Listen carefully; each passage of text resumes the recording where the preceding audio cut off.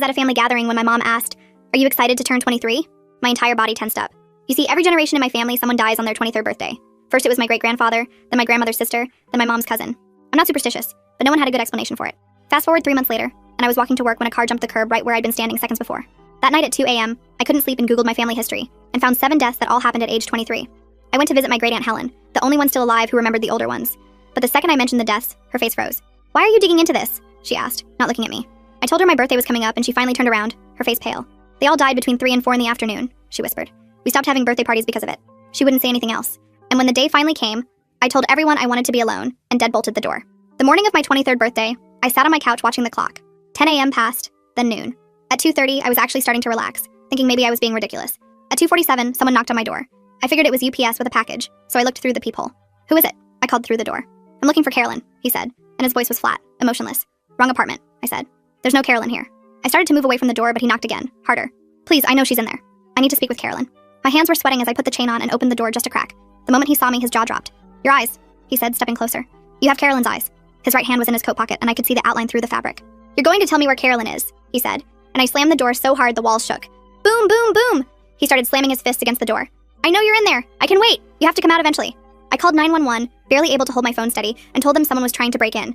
Another slam, and the chain lock ripped partially out of the frame, screws clattering to the floor. The pounding continued as I talked to the dispatcher, but the second we both heard sirens approaching, it stopped.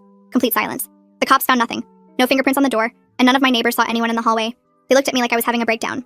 I spent the rest of my birthday in that barricaded apartment, jumping at every sound, but nothing else happened. I survived. Up until the day of my sister's 23rd birthday, I actually thought I'd broken whatever sick pattern this was. I stopped taking medication after that, thinking it was why I'd been so paranoid over nothing. When me and my sister were planning her birthday party, I told her about my experience and we laughed about how crazy I'd been. I was in a meeting when my mom called. I finally stepped out to answer and she was sobbing so hard I couldn't understand her. "Mom, can you hear me? Your sister, she collapsed at work. Turns out she had a brain aneurysm. They pronounced her dead at 3:23 p.m. on her 23rd birthday. At the funeral, none of my relatives would look me in the eye. My aunt pulled me aside and said my sister had mentioned getting weird emails the week before, someone asking about someone named Carolyn, but she'd thought it was spam and deleted them. I instantly knew that it was supposed to be me. Fast forward a year later to her 24th birthday. I was alone at the cemetery at 3:23 p.m. when I heard footsteps behind me. "You're the one who survived," the woman said. She knew about the man at my door, knew about Carolyn, knew everything. And when she finally explained what was going on, everything clicked. She pulled out an old photo from her pocket and handed it to me. And there was my mom, younger, with darker hair, standing next to this woman. On the back, someone had written, "Carolyn and Luna, 1999, in faded blue ink." My legs felt weak as she started explaining that Carolyn was my mom's real name before she changed it 24 years ago. She'd been running from someone dangerous, someone who wanted her dead for what she did to him. The curse wasn't some family mystery or bad luck.